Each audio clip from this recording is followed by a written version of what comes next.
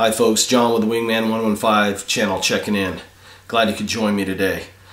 I'm going to be doing a video review of a flashlight, and it is the ThruNite TN12 2014 flashlight. Now, what I'm going to try to do is depart from, quote, the traditional review where we do a tabletop and then we go outside and then I do the beam shots, blah, blah, blah, blah, blah, bore you to death, bore you to death.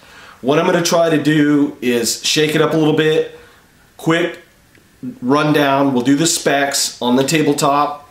Then I'm going to do a thrash test. We're going to do a dunk test to test how waterproof this light is. And then I'm going to do an impact test where I'm going to drop it. And we'll do it a couple times. We're not going to get too crazy with the impact test, but we'll drop it. If it survives both of those tests, then I'll take it outside. We'll do some beam shots. And then I'll give you my final thoughts and rating on the light. So, should be a fun test. Come along, join me. See you on the tabletop. Let's do the quick down and dirty tabletop, then we'll get on with the thrash test. I want to give ThruNite some props because they've streamlined their packaging from that old plastic container that they used to put these lights in. They've made it nice and compact. They did a really good job. So you have the light inside. You have the ballistic nylon sheath. Now, one thing I'd like to see ThruNite do is do maybe MOLLE compatible, where there's a snap down here and you could put this on maybe your LBE or a backpack that was MOLLE compatible. That would be great. Maybe put this, I'm a fan of coyote brown, maybe make this in a coyote brown or a camo. Be really cool. You have the instruction manual. You have a pocket clip, O-rings, and lanyard. What ThruNite has done is did a design change over last year's model of the TN12. Last year's model only put out 705 lumens. This year's model puts out a whopping 1050 lumens. And in part of that design change, they put on a side switch where you can cycle through the different modes for intensity of light. Now they're still using, and I'll take this apart, the 18650 battery, and I talked about that, where I feel that this is going to be the wave of the future. And it'll also use two CR123A batteries if that's the camp that you happen to be in. Now, has reverse polarity protection, so you could put this battery in either way and it's not going to short circuit out the light. You turn the light on the same way with the tail cap pressure switch, and then you cycle through the different modes of light. Now the first mode, and hopefully the camera picks it up, is a 0.3 lumen. I'll stick my hand up there, and that'll run for 1,585 hours. Then you have the 20 lumen, which will run for 74 hours. Then you have the 280 lumen that runs for 5 hours. Then the 800 lumen that runs for about an hour and a half. And then the 1050 lumen, which still runs for an hour and a half. So they're getting pretty good mileage out of that. Now, if you hold down the switch where it cycles through the output, it'll go to strobe, and then when you're done, it'll cycle back to whatever setting that you had it on. So if I hold it down again, goes to strobe, goes right back to where I had it. So that's a pretty neat feature, especially if I attach this to my AR-15 or out maybe doing security work and I'm shining. It's pretty cool that it'll go right back to its setting. Now, it's pretty lightweight. It weighs 82 grams, and that's without the battery. Still made out of that neat aircraft grade aluminum. The knurling on here is really nice. Now, this comes with the standard Cree XM L2 U2 LED, which has a lifespan of 50,000 hours. It is a IPX8 rating for waterproof, and we're going to test that. And what that means in layman's term is that you could keep this in under 2 meters of water pretty much indefinite and it'll be waterproof. So join me next to the dunk test, and then we'll give it a go. I have a 5-gallon bucket set up. What I'm going to do is turn this on to the highest setting. Time right now is a little bit after 4:30, about 4:34. We'll leave it in there for about an hour on the highest setting, and then we'll see how it performs in regards to waterproof and burn time while it's on the highest setting. So here we go, we're going to dunk it, and then we'll come back in an hour and we'll check on it. Okay, I'm at 35 minutes, still going strong. We'll check back in 25 minutes and we'll see how it did. All right, folks, we are 1 hour into the test. Let me dig through here. And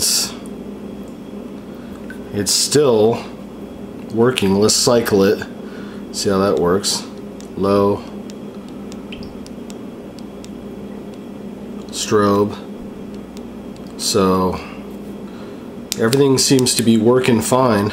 I'll dry it off and then I will do the drop test next. Now for the next test, I have it turned on. I'm going to bring it out here and drop it from 36 inches. We're not abusing it, just like you would drop it if, say, fell out of your hand. We'll drop it straight down. We'll drop it on the tail cap.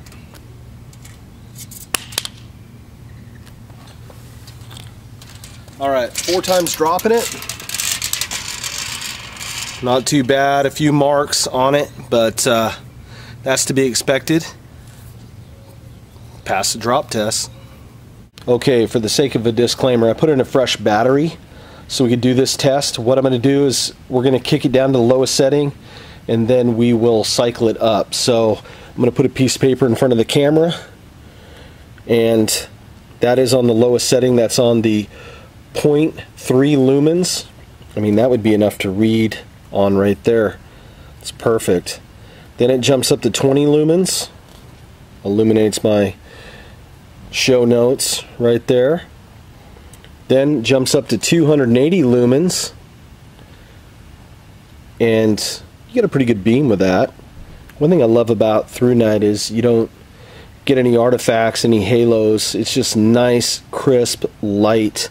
We'll jump it up to 800 lumens and then up to 1050 lumens. You don't see too much of a step there, and this is strictly unscientific review. I wish I had a meter to be able to tell how much light it was putting out, but I've seen other tests on the internet and they are really close to what they advertise as far as light output. And then hold it down, go to strobe, and then click it, goes right back to whatever setting that you had it on. So nice, crisp, light, beautiful. Now the proof is in the pudding. The final thoughts and rating on this light. First off, I have to say is that it worked as advertised. Doing the dunk tank for an hour, dropping it out on the street 4 times from different angles at 3 feet. It took a beating and it worked the way that it was intended to work. So that I was really impressed. Showed you the beam shots. As always, ThruNite does a great job. That Cree LED, they're just cranking that to the max with this. And hats off to them to be able to get 1050 lumens out of this light. The only issue that I had was I gave this light to a few friends who were in law enforcement, and I said, first impressions, what's your critique on this? So they grabbed it and they felt it. They liked the pressure switch on the side to cycle the lumens through. When they got to the back of it, they go, I don't know. And I asked them, well, what do you mean? And they go, well, we use a lot of Surefires, and the Surefires have just the raised on and off button. Let me see if this will, so this little raised piece here isn't on the Surefires. So they said if they get in a situation where they need quick deployment, It was just too hard for them to turn this on. So if ThruNite's listening to this, maybe that's a consideration on future lights, is not have that raised piece, just have the pressure switch, and you would probably win over a lot of the law enforcement community here in the US.